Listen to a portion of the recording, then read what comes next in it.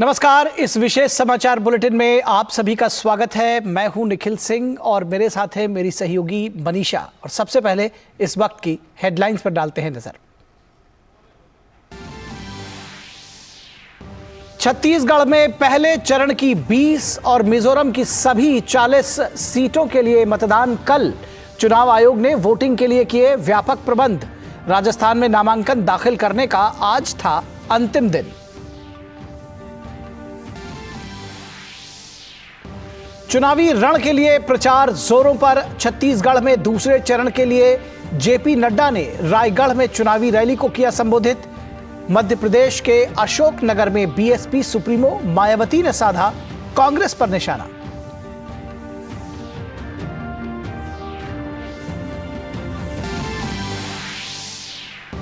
केंद्रीय सूचना और प्रसारण मंत्री अनुराग सिंह ठाकुर ने 54वें अंतर्राष्ट्रीय फिल्म महोत्सव की कर्टन रेजर ब्रीफिंग को किया संबोधित।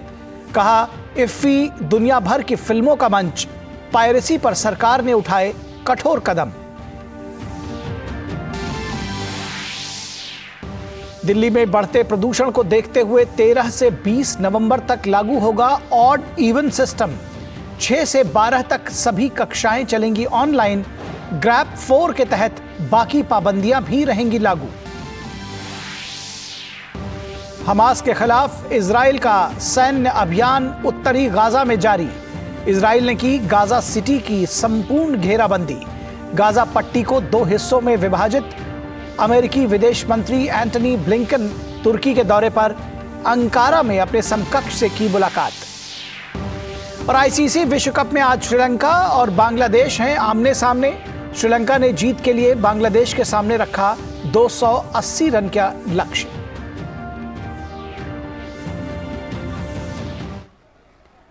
और आइए खबरों को अब विस्तार से देखते हैं। छत्तीसगढ़ में कल 7 नवंबर को पहले चरण की वोटिंग होगी, जिसमें 20 विधानसभा सीटों पर प्रत्याशियों का जनता फैसला करेगी। पंडरिया, कवर्धा, खैरागढ़, डोंगरगढ़, राजनांदगांव, डोंगरगांव, खुज्जी, बस्तर, जगदलपुर और चित्रकोट विधानसभा क्षेत्रों में सुबह 8 बजे से शाम 5 बजे तक मतदान होगा।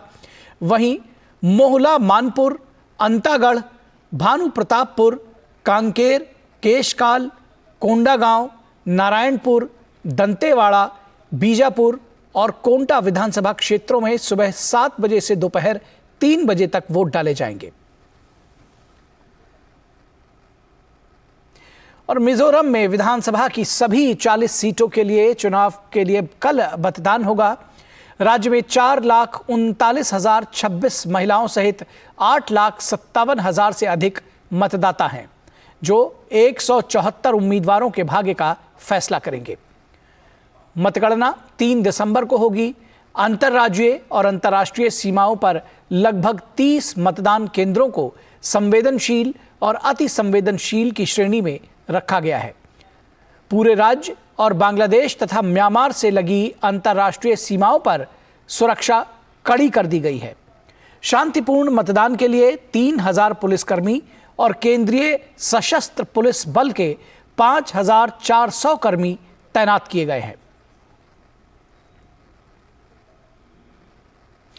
राजस्थान विधानसभा चुनाव के लिए प्रत्याशियों के नामांकन भरने का आज आखिरी दिन रहा। राज्य में 200 विधानसभा सीटों पर चुनाव हो रहे हैं। चुनाव के लिए भाजपा और कांग्रेस के बीच मुख्य मुकाबला है। सभी राजनीतिक पार्टियां अपने प्रत्याशियों के चयन को लेकर मंथन में जुटी रहीं और पूरी तरह देखभाल कर उन्हें चुनावी मैदान में उतारा है। अब प्रत्याशी अपने अपने क्षेत्र में निर्वाचन आयोग के कार्यालय में नामांकन दाखिल करा रहे हैं। कांग्रेस के प्रत्याशी सीएम अशोक गहलोत ने आज जोधपुर की सरदारपुरा विधानसभा सीट से अपना पर्चा दाखिल किया। उनके समर्थन में कांग्रेस के राष्ट्रीय अध्यक्ष मल्लिकार्जुन खड़गे उम्मेद स्टेडियम में उन्होंने एक सभा को संबोधित किया। नामांकन भरने के बाद 7 नवंबर को नाम निर्देशन पत्रों की समीक्षा की जाएगी। फिर 9 तारीख को नाम वापस लिए जा सकते हैं। राजस्थान में अशोक गहलोत एक तरफ जहां लोगों को गारंटियां दे रहे हैं, वहीं दूसरी ओर बीजेपी गहलोत सरकार के 5 साल के कामकाज पर सवाल उठा रही है। और बीजेपी के राष्ट्रीय अध्यक्ष जेपी नड्डा ने छत्तीसगढ़ के रायगढ़ में एक रैली को संबोधित किया।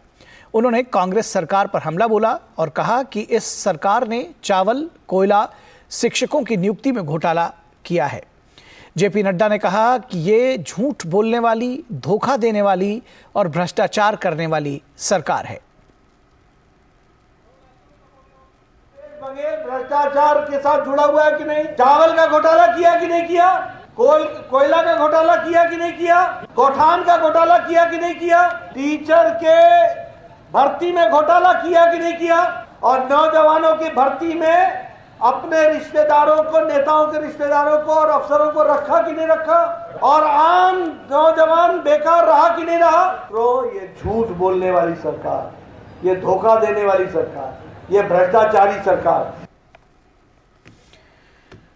केंद्रीय मंत्री स्मृति ईरानी ने छत्तीसगढ़ के धमतरी में कहा कि वो स्तब्ध हैं कि छत्तीसगढ़ में कांग्रेस पार्टी दुबई के हवाला ऑपरेटर्स के माध्यम से चुनाव लड़ रही है।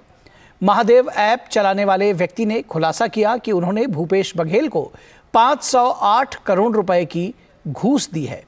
भूपेश बघेल जी 2000 करोड़ का घोटाला शराब के माध्यम से भी कर चुके हैं। मैं स्तब्ध हूँ कि भारतीय राजनीति में पहली बार छत्तीसगढ़ में कांग्रेस पार्टी दुबई के माध्यम से हवाला ऑपरेटर्स के सहयोग से अपना चुनाव लड़ रही है। कल रात को जिस प्रकार से महादेव ऐप को चलाने वाले व्यक्ति ने खुलासा किया कि उन्होंने भूपेश बघेल को 508 करोड़ रुपए की घूस दी है, साथ ही उस व्यक्ति ने ये भी कहा है कि उसके पास साक्ष्य हैं, प्रमाण हैं।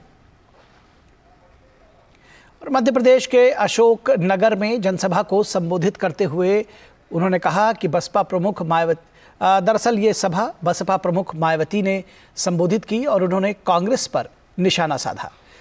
मायावती ने कहा कि चुनाव के दौरान पिछड़ों का वोट लेने के लिए हवाई बातें करने का आरोप लगाया जा रहा है। काका कालेलकर की रिपोर्ट आई, उसे कांग्रेस पार्टी की सरकार ने उस समय लागू नहीं किया। उसके बाद मंडल कमीशन की रिपोर्ट आई, उसे कांग्रेस पार्टी की सरकार ने लागू नहीं किया। तो जो कांग्रेस पार्टी अति पिछड़े वर्गों की मंडल कमीशन की रिपोर्ट को जिसने लागू नहीं किया, काका कालेलकर की रिपोर्ट को लागू नहीं किया, आज वो चुनाव के दौरान पिछड़े वर्गों की वोट लेने के लिए जो बड़ी बड़ी बातें कर रहे हैं, जातीय जनगणना की, मेरे ख्याल आप लोगों को इनकी हवाई बातों के बहकावे में नहीं आना चाहिए। और यहां रुकेंगे एक ब्रेक के लिए। आप देखते रहिए डीडी न्यूज। अलग है हम, ये रफ्तार नई है, ये रफ्तार सही है, ये जज्बा नया है, खुद ब खुद नया है। आयशर प्राइमर G3, जज्बा नया, जीत नई।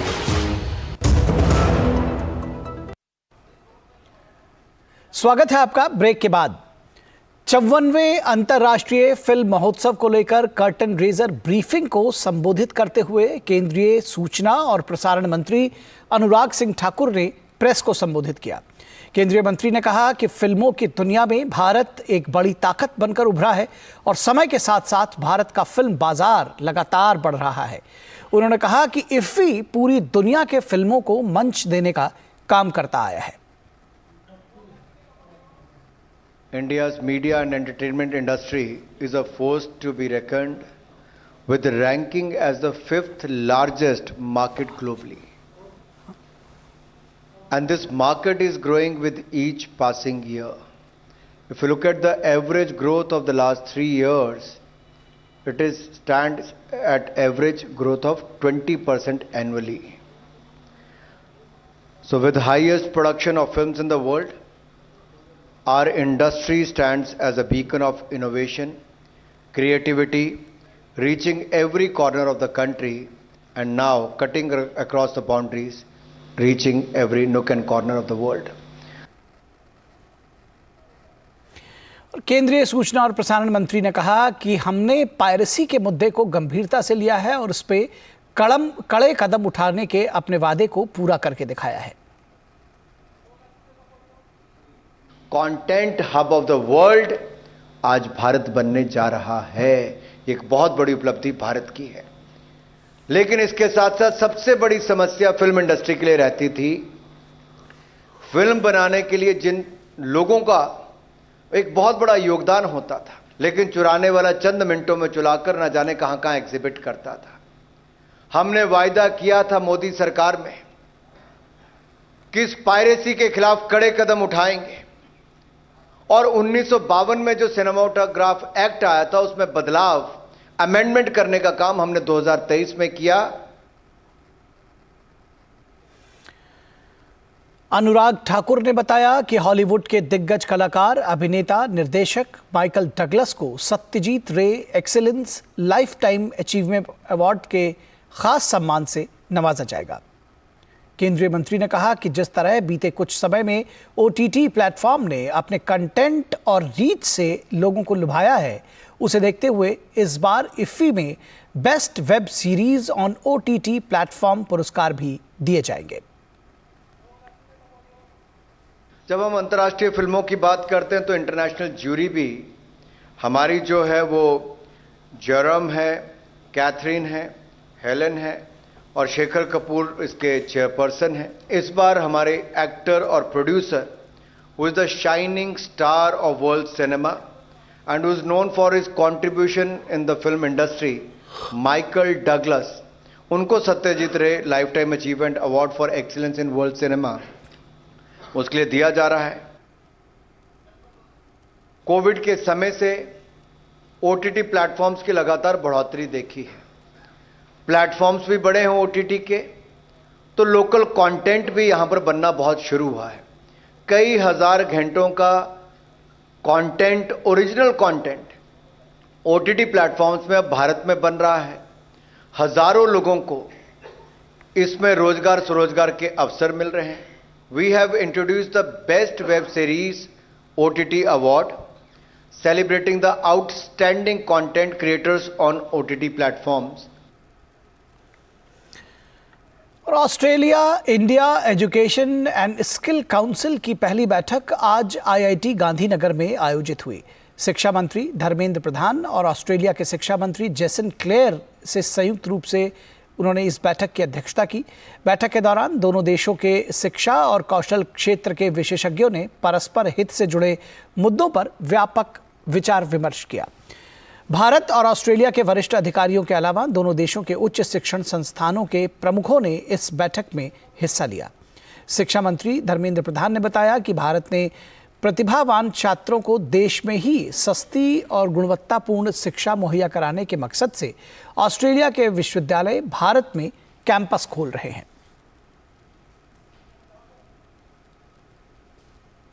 देशों के बीच में 400 MOU है, 400 एंगेजमेंट है इंस्टीट्यूशंस हमारी और उनके बीच में। ये आने वाले दिनों में और बढ़ेगा, स्किल सेक्टर में बढ़ेगा, मोबिलिटी में बढ़ेगा। भारत में पहली बार बाहर के विश्वविद्यालय ओवरसीज कैंपस खोल रहे हैं। गिफ्ट सिटी हमारा देश की एक इकोनॉमिक हॉटस्पॉट बन चुकी है। हमने 2 यूनिवर्सिटी यहाँ रुचि दिखाए थे, उलोंगोंग यूनिवर्सिटी और डेकिन यूनिवर्सिटी। हमारी देश के टैलेंटेड नौजवान अफोर्डेबल एजुकेशन मिल पाए, क्वालिटी एजुकेशन मिल पाए, इसीलिए ये ऑस्ट्रेलिया की यूनिवर्सिटी हमारे देश में कैंपस खोल रहे हैं। और केंद्र सरकार देश भर में 27 रुपये 50 पैसे प्रति किलो की कीमत पर भारत आटा उपलब्ध कराएगी। केंद्रीय मंत्री पीयूष गोयल ने दिल्ली में आटे के वितरण वाहनों मोबाइल वैन्स को हरी झंडी दिखाकर रवाना किया। केंद्रीय मंत्री पीयूष गोयल ने कहा है कि सरकार ने प्राइस स्टेबलाइजेशन फंड के जरिए लोगों को खाद्य पदार्थों की आपूर्ति सस्ती दरों पर उपलब्ध कराई है। ये मोदी सरकार का क्रांतिकारी फैसला है। उन्होंने कहा कि लोगों को खाद्य आपूर्ति उचित मूल्य पर मिलती रहे, इसके लिए सरकार ने सस्ती दरों पर खाद्य आपूर्ति मुहैया कराई है। 8 रुपए में उपलब्ध की जाती है देश भर में। अब उससे पहले टमाटर हो या प्याज हो, जब जब उपभोक्ता के ऊपर किसी वस्तु का कीमतों में परेशानी नजर आई, तब तक केंद्र सरकार ने पहल की, और लोगों तक सस्ते में ये वस्तु मिल सके, खाद्य पदार्थ मिल सके, इसकी चिंता करने का एक नया पहल माननीय प्रधानमंत्री जी के मार्गदर्शन में, उनके नेतृत्व में, माननीय गृह मंत्री श्री अमित शाह जी के एक मंत्री समूह ने ऐसा निर्णय लिया। और बुलेटिन में फिलहाल रुकेंगे एक छोटे से ब्रेक के लिए। आप देखते रहिए डीडी न्यूज। अलग हैं हम, ये रफ्तार नई है, ये रफ्तार सही है, ये जज्बा नया है, खुद ब खुद बयां है। आयशर प्राइमर G3, जज्बा नया, जीत नई। स्वागत है आपका ब्रेक के बाद, और यहां से आपको सीधे लाइव लिए चलेंगे केंद्रीय बिजली और नवीन एवं नवीकरणीय ऊर्जा मंत्री R.K. सिंह की प्रेस वार्ता में। आज ग्रामीण क्षेत्रों में बिजली की उपलब्धता बढ़ करके 22.5 घंटे हो गई है। अर्बन एरियाज़ में ग्रामीण बिजली की उपलब्धता 23.5 घंटे हो गई है। रिन्यूएबल एनर्जी कैपेसिटी जिस गति से हमने आगे बढ़ाया है, हम और राज्य मिल करके, उतनी गति से शायद ही किसी और देश में, दुनिया में किसी और देश में भी इतना तेज़ी से बढ़ा हो। हम लोगों ने जो NDC में हमने प्लेज किया था COP21 में कि भाई 2030 तक हम अपनी ऊर्जा उत्पादन क्षमता का 40% कर देंगे रिन्यूएबल एनर्जी से, वो हम 2021 में अचीव कर लिए, 9 साल एडवांस में। अपने एमिशंस इंटेंसिटी को भी हमने 33% घटा दिया 2019 तक, वो भी 11 साल एडवांस में। ग्लासगो में जो हमने प्लेज किया था वो भी हम अचीव कर लेंगे। ये सब प्रगति का हम लोगों ने जायजा लिया। जो ग्लासगो के टारगेट्स हैं कि 2030 तक हम अपने क्षमता का 50% रिन्यूएबल एनर्जी से करेंगे, उसका जायजा हमने लिया कि वह कैसी प्रगति है और उसके लिए क्या करने की आवश्यकता है। उसमें जो सामने में कुछ हर्डल्स आ रहे हैं, इसकी चर्चा की हमने। जैसे कि एक GIB करके एक बहुत बड़ा क्षेत्र को घेर दिया गया है, वो एक हर्डल है, इसकी चर्चा हुई।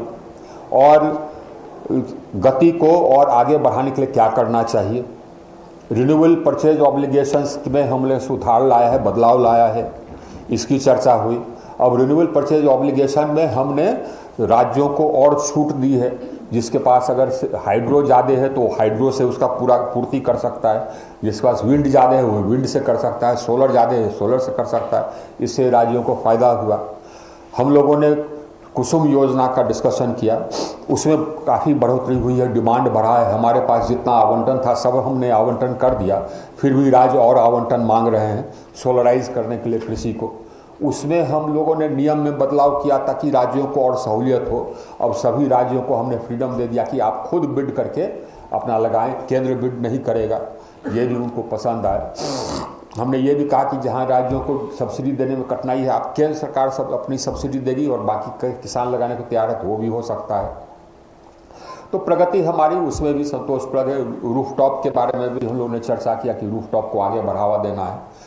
कुल मिलाकर के रिन्यूएबल एनर्जी में हम लोगों ने डिस्कशन किया कि हाँ साहब कैसे बढ़ना है, कैसे आगे जाना है, और मोटा मोटी हमारी स्थिति ठीक है। उसकी गति को हम लोग और बढ़ाएंगे क्योंकि हमारा डिमांड बढ़ रहा है, तो हमको कैपेसिटी एडिशन भी करना है। इसके बारे में भी चर्चा हुई। चैलेंजेस के बारे में ये चर्चा हुई कि साहब कैसे हमारा डिमांड बढ़ रहा है। हमारा डिमांड अगस्त महीने में 20% बढ़ा, ये सितंबर महीने में फिर 20% बढ़ा, अक्टूबर में भी 20% बढ़ा। इतनी तेज़ी से डिमांड बढ़ रहा। तो हम लोगों ने इतनी क्षमता ऐड कर दी थी कि पहले हम सरप्लस हो गए थे, अब इतना तेज़ी से डिमांड बढ़ रहा है तो हमको और क्षमता जोड़नी है। इसके बारे में हम लोगों ने चर्चा की। वो क्षमता जोड़ने के लिए हम लोगों ने एक सिस्टम बनाया है जो कि असेसमेंट करता है, वो सिस्टम है। तो आप देख रहे थे सीधा प्रसारण केंद्रीय ऊर्जा नवीन एवं नवीकरणीय ऊर्जा मंत्री R.K. सिंह की प्रेस कॉन्फ्रेंस लाइव। उन्होंने कहा कि सरकार ने बिजली घाटे को कम किया है और अब ग्रामीण क्षेत्रों में भी बिजली आपूर्ति 22 से 23 घंटे तक की जा रही है। तो क्रांतिकारी परिवर्तन ऊर्जा के क्षेत्र में सरकार लेकर आई है। बढ़ते हैं अगली खबर की तरफ। केंद्रीय जांच एजेंसी ईडी ने पंजाब से आम आदमी पार्टी के विधायक जसवंत सिंह को गिरफ्तार किया है। जांच एजेंसी द्वारा पूछताछ के बाद औपचारिक तौर पर अब गिरफ्तारी हुई है। जसवंत सिंह पिछले 3 बार समन भेजने के बाद भी पूछताछ की प्रक्रिया में शामिल नहीं हुए थे। आज चौथी बार समन के बाद पूछताछ हो रही थी और पूछताछ के बाद आखिरकार पंजाब से विधायक यशवंत को गिरफ्तार कर लिया गया। बैंक लोन फर्जीवाड़ा मामले में गिरफ्तारी हुई है और इस बैंक लोन फर्जीवाड़ा मामले की तफ्तीश सीबीआई की टीम भी कर रही है।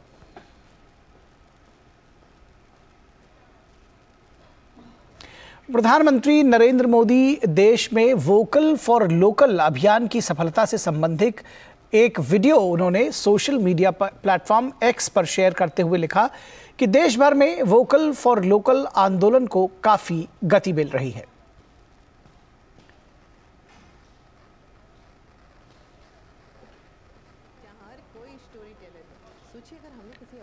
पीएम ने लिखा कि और उसकी जिंदगी एकदम ब्लॉकबस्टर हो जाए तो कितना अच्छा रहेगा रे। अरे दिवाली है, बहुत सारा काम पड़ा है, चलिए चलते चलते बातें करते हैं। अरे वाह, कितनी बढ़िया रोशनी है। कहाँ से ली? अब वो अपनी मनीषा काकी है ना, उनके यहाँ से ही लिया है। ओह, सभी का घर करे रोशन, कलानगर की मनीषा काकी। Hashtag vocal for local. सुनिए वो, अरे वाह, कुर्ता तो बहुत अच्छा है स्मार्टू। यस वैसे तुम्हारी साड़ी भी बहुत अच्छी लग रही है मिसेस स्मार्टू, है ना? राज की बात बताऊं, हम दोनों को स्मार्ट पता है कौन बनाता है? कौन? अपने श्याम ब्रदर्स। अच्छा, yes. Selfie? Oh of course. Smile. सबको स्मार्ट बनाएं। हैशटैग अपने Shyam brothers. Hashtag vocal for local. समझ गए? आत्मनिर्भर बनिए, मेरे फोन की तरह। अपने देश में मैन्युफैक्चर हुआ है ये फोन। हैशटैग आत्मनिर्भर भारत। वैसे ये जूते बहुत अच्छे हैं। सारी दुनिया को अपने कदमों पे लाए आगरा में बने ये shoes. Hashtag make in India, hashtag vocal for local. ये देखो, यूपीआई से पेमेंट किया है, जिसका गुणगान पूरी दुनिया कर रही है। Hashtag digital India. बिल्कुल, कोई शक? चलो आप भी हमारी तरह दिवाली को और रोशन बनाइए। वोकल फॉर लोकल अपनाइए। साथियों, हमारे त्योहारों में हमारी प्राथमिकता हो वोकल फॉर लोकल और हम मिलकर उस सपने को पूरा करें। हमारा सपना है आत्मनिर्भर भारत। ऐसे प्रोडक्ट को खरीदते समय यूपीआई डिजिटल पेमेंट सिस्टम से पेमेंट करने के आग्रही बने और उस प्रोडक्ट के साथ या उस कारीगर के साथ सेल्फी नमो ऐप पर मेरे साथ शेयर करें और वो भी मेड इन इंडिया स्मार्टफोन से। मैं उनमें से कुछ पोस्ट को सोशल मीडिया पर शेयर करूंगा ताकि दूसरे लोगों को भी वोकल फॉर लोकल की प्रेरणा मिले।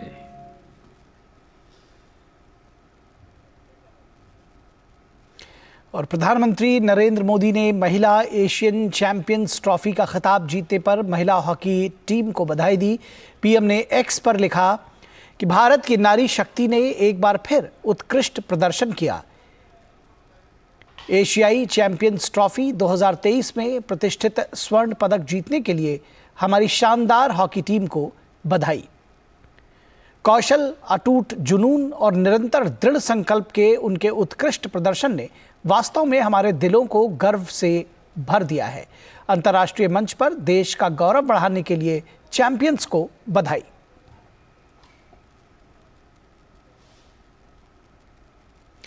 और दिल्ली में बढ़ते प्रदूषण को देखते हुए सरकार ने ऑड इवन सिस्टम लागू करने का फैसला लिया है। सरकार ने बढ़ते प्रदूषण के मद्देनजर बुलाई गई आपात बैठक में यह फैसला लिया। राजधानी में 13 से 20 नवंबर तक ये पाबंदी लागू रहेगी। इससे पहले प्राइमरी स्कूलों को 10 नवंबर तक बंद रखने का फैसला लिया गया है। राजधानी में पहले ही बढ़ते प्रदूषण के मद्देनजर ग्रैप 4 की पाबंदियां लागू हैं, दिल्ली में अब 6 से 12वीं कक्षा तक की सभी क्लासेस ऑनलाइन चलेंगी। तो इस विशेष समाचार बुलेटिन में बस इतना ही। हमारी पूरी टीम को दीजिए इजाजत। नमस्कार।